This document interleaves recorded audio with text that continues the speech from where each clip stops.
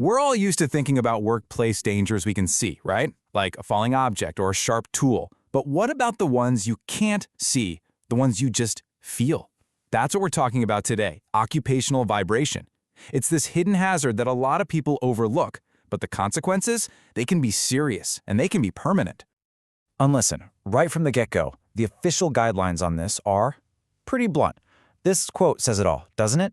It really sets the stage for how critical this is. We're not talking about just feeling a bit shaky after a long day. We're talking about real, irreversible damage to your body. So that's the big question, right? We hear this term vibration, but what does it actually mean when we're talking about a workplace? And more importantly, how does it end up hurting us? Okay, to get to the bottom of that, let's break it down. We're going to uncover what this hazard really is and why it's such a big deal in so many industries, everything from construction to transportation. So, here's the simplest way to think about it. Vibration is basically any shaking motion that gets into your body because you're touching a vibrating surface. It could be the handle of a jackhammer buzzing in your hands, the seat of a truck you're driving all day, or even the floor of a factory you're standing on. The key thing here is that direct contact. That's how it gets in. But here's the thing, not all vibration is created equal. It's usually broken down into two main types, and it all depends on how it gets into your body and what it affects. Let's dig into that. Okay, so on one hand, literally, you've got hand-arm vibration. Think power tools, drills, sanders, chainsaws, that kind of thing.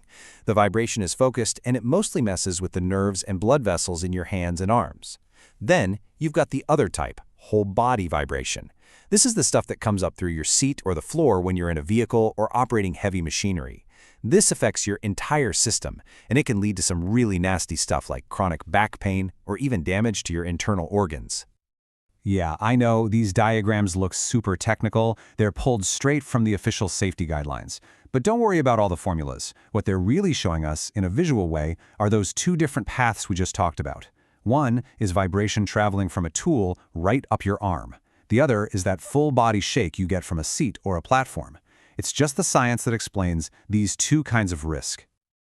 Let's focus on one of the most famous or infamous effects of hand-arm vibration. It's often called vibration-induced white finger, or Raynaud's disease, and it is nasty. It's a circulatory disorder where the vibration actually damages the tiny blood vessels in your fingers. So what happens is your fingers can go completely white and numb, especially when it's cold. And if it keeps happening, you can permanently lose feeling and control. It's really serious stuff. Okay, so this probably has you wondering. Look, for some jobs, a little bit of vibration is just part of the deal. So how do you know when you've crossed the line? When does it go from being just annoying to being actually dangerous? How do you even measure an invisible risk like this? Well, that's where something called threshold limit values, or TLVs, come in. The easiest way to think about them is as the official safety red lines. These aren't just random numbers somebody made up. They mark the exact point where the shaking starts to cause real physical damage. And if you go over these limits, even for a little while, you're putting yourself at serious risk.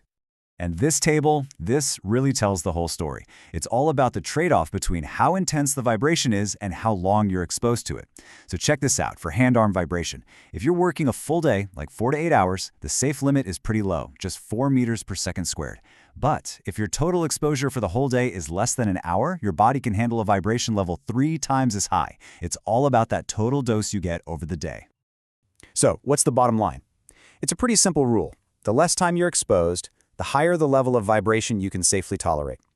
That one simple idea is the foundation for basically every strategy to control this risk. Okay, so knowing the limits is great, but how do you actually stay under them? This is where we get to the solutions. The safety guidelines lay out a really clear 3-step plan. It's called the hierarchy of control. It works like a pyramid, really. The absolute best thing you can do, step 1, is to stop the vibration right where it starts, at the source. If you can't do that, then step 2 is to block its path before it can get to the worker. And finally, your last line of defense, step 3, is to protect the worker from whatever vibration is left. All right, step 1, control at the source. This is the gold standard. We're talking about being smart from the start, buying tools that are actually designed to vibrate less. It also means good old-fashioned maintenance. A machine with worn-out parts is going to shake a lot more. You can even get clever with the design of the work itself, like using a tool that spins instead of one that hammers back and forth. Now, if you can't kill the vibration at its source, you try to stop it in its tracks. Think of it like putting up a roadblock. This is where you do things like mounting big machinery on special foundations that absorb the shake. Or you might use simple things like rubber pads under equipment. Even the floor itself can be made from materials that soak up the vibration instead of passing it along. And finally, if some vibration still gets through, your last step is to protect the person. This is where you see things like special anti-vibration gloves. But honestly, what's even more important here are the rules of the job. Remember that whole time versus intensity thing?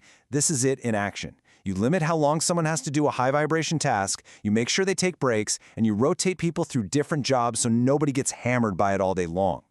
So we've got the problem, and we've got a pretty clear playbook on how to fix it. But whose job is it to actually do all this? The guidelines say it's a shared responsibility, but the buck really stops with one group in particular. And yep, you guessed it, it's the employer. They have what's called a duty of care. And let's be clear, this isn't just a friendly suggestion. It's a legal requirement.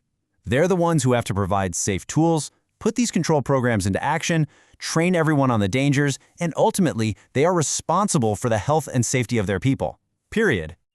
And that's really what this all boils down to. The damage from vibration can be incredibly serious, no doubt about it, but the hazard itself is something we can totally manage. With the right know-how, the right gear, and the right rules in place, this is one workplace injury that is completely preventable. So I'll leave you with this question to think about. After hearing all this, think about your own workplace, or places you've worked in the past. Are they really doing enough to stop the shake? Are they doing enough to protect people from this hidden hazard?